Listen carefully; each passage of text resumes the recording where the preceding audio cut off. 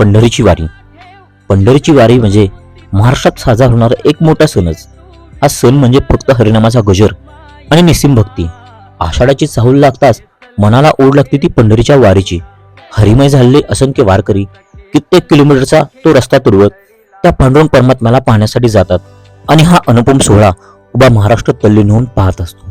प्रस्थान सोहळे पार पाडत ज्ञानोबा तुकारामाचा गजर करत पालख्या आता पंढरपूरच्या दिशेने रवाना होत आहेत.